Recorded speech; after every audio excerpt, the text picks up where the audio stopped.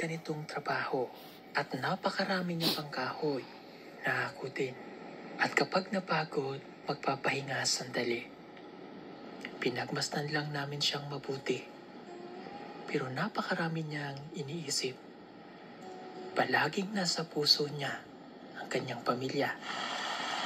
Marami siyang pangarap para dito. Gusto niyang maging sundalo noon.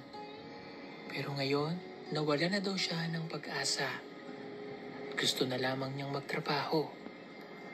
Pag-aaral, nalimutan na daw niya.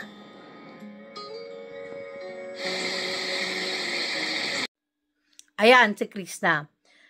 Ganyan siya nung una siyang nakita ni Sir Paul.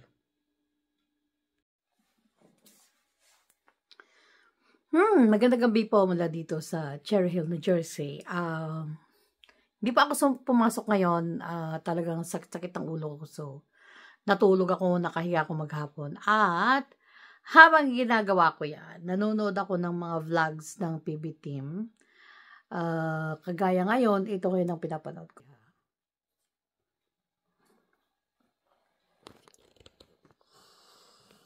Yan. Ito pinapanood ko. Vlog ni ano? Vlog ni Ralph.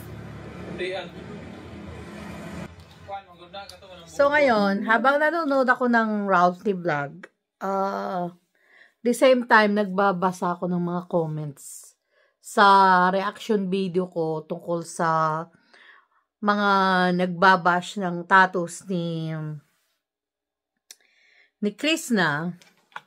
At alam niyo kung minsan natatawa ako sa mga sa mga negative ang mga comments kasi para may content ako. Kaya natutuwa ako sa mga negative ang comment. At ito. Ulitin ko hindi ko binibigyan ng pansin ang mga negative na mga comments. However, may mga time na pinapansin ko. May mga time na kinakailangan sagutin at may mga time na kinakailangan na magpaliwanag. May mga time na kinakailangan i-educate ang mga I'm sorry to use the word ignorante, no? Pero parang politically correct naman yun yung paano mo masasabihin sa mas maayos na pamamaraan ang kawalang alam. 'Di ba? Parang ignorance, that's a that is a politically correct word.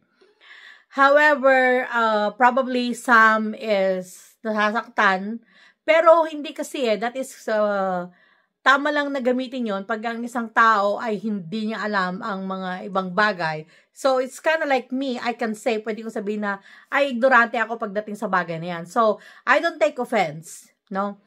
At nang ngayong gabi, gusto kong talakayan ang ibang mga nakita kong mga negative comments. Una-una, galing kay Diosdado San Diego, I'm sorry. Nurse Nora, practice ka magsalita. Hirap na hirap ka magsalita. Nag-vlogger ka pa kung mahina ka sa speech. Isulat mo muna speech bago mo sabihin. I-vlog bago punahin iba sarili. Muna ayusin. Example, yung ibang mukhang tupa pero nakakatawa. Tinatawanan ka ng mga kinokontra mo. Alam, comment nila yan. Huwag mo na lang pansinin. Galactose sila. Hindi ko maintindihan ko ano yung mga sinulat ng iba. Karapatan mag-alaayon nakikita. Okay, so itong pumupuna sa akin, yung spelling niya, hindi niya rin pinapansin. So, you see,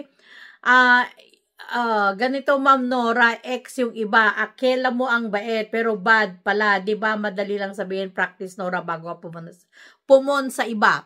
Well, first of all, hindi naman ako professional na talk show host. Ginagawa ko ang pagre-reaction video ko is only because, unang-una, because I really like ang Pugong Biyahero, ang Pugong Biyahero team. At nagawa kong nagre-reaction sa mga videos na is, umpisa yon is nung may nag-bash talaga sa kanya. Kasi ako, hindi ako mananahimik kung yung isang magandang tao na may ginagawang kabutihan sa kapwa niya is binabash or pinuput down or hinihila pababa ng dahil lang sa hindi nila matanggap na successful ang iba. So ngayon, ang isa pa na style ko, hindi ako talagang nag-i-edit, hindi ko sinusulat ang mga sinasabi ko. The thing is that kung ano talaga yung observation ko, kung ano yung gusto kong sabihin, kung ano yung reaction ko, it's raw. At saka hindi ko kinakailangan na isulat pa siya kasi nagiging para sa akin, hindi naman official statements ang sinasabi ko, no? Kung official sana, yes, I would agree, isusulat ko, i-edit ko, but then, ang mangyayari niyan, dahil nagre-reaction ako, hindi na siya authentic kapag isusulat ko siya at i-correct ko siya. No, kaya nga reaction kung ang ibig sabihin ng reaction kasi, kung ano yung nakita mo, kung ano yung reaction mo sa nakita mo. Kaya, ganun yon. Pangalawa, nagtatagalog ako, so ako Tagalog talaga na I'm not a native speaker na Tagalog. Pinanganak po ako ng La Union, lumaki ako ng Baguio. So, ang salita namin is Ilocano. So, hindi ako matatas pag nagsasalita ako ng Tagalog. Ngayon, ito huwag nyo na namang punahin ang mga hindi perfect magsalita ng Tagalog. Ang mga hindi perfect magsalita ng Tagalog, ibig sabihin po nito. Sasabihin ko ibig sabihin ng mga hindi perfect magsalita ng Tagalog, ibig sabihin marami silang alam na ibang dialect at ibang lengguwahe. So, ito ikaw, Diosdado San Diego, gusto kitang tanungin, kung ilang language ba ang kaya mong isalitain? Dahil nakakasalita ako ng 5 to 6 languages and 3 of them are foreign language. So, ganun yon. Ang mga taong may accent, ang mga taong hindi matatas, ibig sabihin, meron silang alam pa na ibang lengguwahe. Kaya, wag nyong sasabihin na, mag-aral ka muna magsalita, isulat mo sa... No, hindi nyo alam kung anong background ng tao na tinatry nyong punain. Pangalawa, Diosdado San Diego, mag-aral ka munang magsulat, Kasi yung spelling mo, ang hina. So, parang anong natapos mo? High school? Wala problema kung natapos mo high school, pero siguro bumalik ka muna para matuto ka munang mag-spelling. Kasi mas magaling pa yung mga grade 3 na mag-spelling sa'yo. Okay. So, move on na po tayo na. Lahat ng mga taong laking Baguio, laking La Union, na hindi lumaki sa Maynila, mga ganyan-ganyan, hindi kami Tagalog, Ilocano po kami. Igorot, ganon. Kaya pag kami nagsalita, ang halong salita namin is Igorot, Ilocano, at iba-iba na naman klase ng Igorot yan. May Ibaloy, may Kangkanaay, tapos Tagalog, kaya yung maraming mixture yung pinagsasalita namin. But most of the time is Ilocano, either Ilocano plus Kangkanaay plus English. Yun po. Kaya hindi ako native na Tagalog speaker. Kaya kung minsan, hindi ko alam ang mga terminologies na proper sa mga words na gusto kong sabihin. Ngayon naman, hindi ko rin sinasabi na matatas ako sa English. Ang sinasabi ko is that hindi po ako Tagalog native speaker. Okay po? Okay? We're good? Alright. So ngayon, at isa pa, ay yung gaya ng sinabi ko kanina, hindi ko ine-edit kasi ang gusto ko is kung ano talaga yung natural na reaction ko sa video na nire-reactionan ko, yon ang makikita nyo. Hindi siya edited, hindi siya sinulat, hindi siya pinag-isipan. It's the natural reaction, kaya nga reaction Dahil kung hindi sana reaction, itong ginagawa kong video, kung official to, kung formal to, susulat ko. Gagamitin ko pa si ChatGPT para magsulat kung ano yung gusto kong sabihin. Pero hindi na po kasi yung natural. Kaya, again, Diosdado San Diego, you can always scroll down, my dear. Okay. Pangalawa, dapat tapos na tayo sa pagpapaliwanag ko tungkol sa mga tattoos ni Krishna. Marami pa rin akong nakita. Ito yung ayaw ko naman, na nabasa ko na naman. Galing kay Julieta, 6790. Julieta, 6790. Yung babae normal, hindi yan tattoo. Si Krishna galaw-gaw, wala delikadesa sa sarili. Yung habol sa'yo, ganda Krishna, dapat tingin kayo ugali, galaw, hindi siya ganda. I don't know what you're trying to say here, pero ang naintindihan ko is galaw-gaw si Krishna, walang delikadesa sa sarili. Ito sinagot ko na to, pero ito sasagutin ulit kita. Nagawa mo na ba yung nagawa niya? Nagawa mo na yung nagawa ni Krishna na siya ay nagbubuhat ng mga malalaking kahoy at naggagawa ng uling para may maibenta at maipakain sa kanyang pamilya? Siya po ay dalaga. She's 21 years old. Hindi niya kinakailangan gawin yon, pero ginagawa niya. Actually, sa totoo lang, she's 21 years old. Pwede siya sanang nagtrabaho ng para sa sarili niya. Hindi niya responsibilidad ang buhayin ng pamilya niya. No? Hindi niya yung responsibilidad. Pero ginagawa niya dahil meron siyang pagmamahal sa pamilya. Kaya, yun ang importante, na siya hindi niya pinipili kung anong maging trabaho niya. Siya yung nag-uling, nagbuhat ng kahoy, siya yung naging isang kasambahay, kung ano-anong naging trabaho niya para lang meron siyang maitulong sa pamilya niya. Now, dahil ngayon, wala na siyang masyadong responsibility kasi yung mga kapatid niya, scholar na, yung mga magulang niya nabigyan ng mga financial assistance.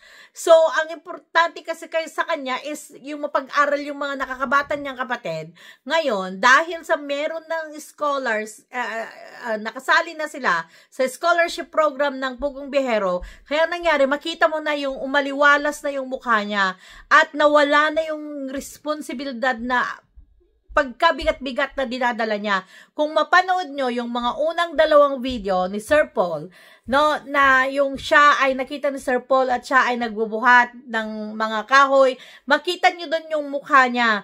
Yung talagang matured siya doon, na nakita mo talaga yung sobra, yung responsibility na dala-dala ni Krishna. Ngayon, na nawala na yung responsibilidad na yon, may katulong na siya, sa pagtataguyod ng pag-aaral ng kanyang mga kapatid, biglang umaliwalas yung mukha niya. Biglang yung kanyang aura is naging magaan. At ngayon, yung mga hindi niya nagagawa dati, na nagsasaya, nagiging kengkay, lumalabas na ngayon yung dapat na dinanas niya nung siya ay bata-bata pa at hindi siya napaagang napasabak sa pagtratrabaho para lang mabuhay ang kanyang pamilya. So, how dare you? How dare you? Kayo na humuhusga may mga tattoo. Meron pa nagsabi na, bakit gusto mo ba na tularan siya ng mga ibang mga batang scholar na magpatato? What is wrong with having a tattoo? Honestly, ano ang mali sa pagkakaroon ng tattoo o paglalagay ng tattoo sa katawan? Anong mali doon? Ang dami dyan, ang kikinis ng kutis. Pero mga magnanakaw, ninanakaw ang mga kaban ng bayan na dapat mapunta sa mga mahihirap. Ang kikinis ng kutis nila. Kaya wag tayong manghusga. Alam mo talagang yung talagang dapat hindi ako bumabalik minsan sa topic Hindi ako bumabalik sa topic, pero ngayon lang talaga ako bumabalik sa topic kasi talagang nakakalungkot ba na may mga tao pa rin na grabe, yung hindi nila alam yung background ng isang tao, dada sila ng dada. At nakakasakit sila ng mga damdamin. Alam niyo, pag mababasa yan, na mababasa yung mga negative comments nyo, alam niyo yon ni Krishna. Kaya maraming mga social media personalities ang nagpapakamatay dahil lang sa mga makikited at mga hindi ko maintindihan, mga ignoranteng mga nagko-comment ng mga wala namang alam.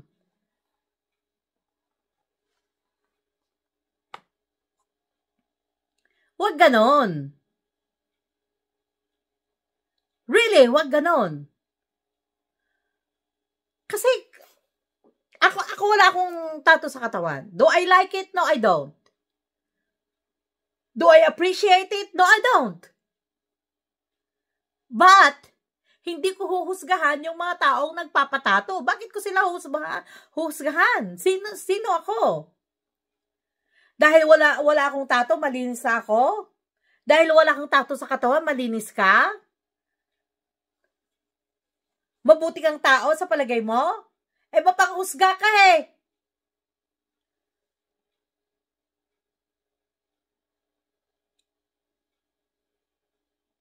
Ano sa palagay mo? Alin sa palagay mo ang mas maganda? Yung taong may tato? Pero wala namang ginagawang masama? Nagpapakahirap, nagtratrabaho para sa pamilya? O yung taong mapanghusga, makinis ang balat? Ikaw yon. Mapanghusga ka eh. Huwag ganon. Imagine yan, gusto mo tularan siya ng mga batang scholar. So, ang gusto ko talaga sa mga batang scholar na yon, ang gusto ko makapagtapos sila ng pag-aaral nila. Salamat talaga sa mga nag-sponsor sa kanila at matapos ang kanilang pag-aaral. Kung gusto nilang maglagay ng tattoo pagkatapos nilang graduate. So,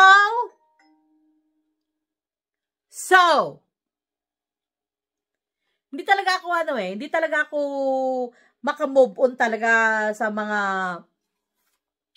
ang mga sobrang negative kung ayaw nyo ang may tattoo sa katawan, hindi nyo kinakailangan husgahan ang mga tao na meron. No, wala kayong karapatan. Ayan, nagalit tuloy ako. Ang haba na ng video ko. Tama na nga.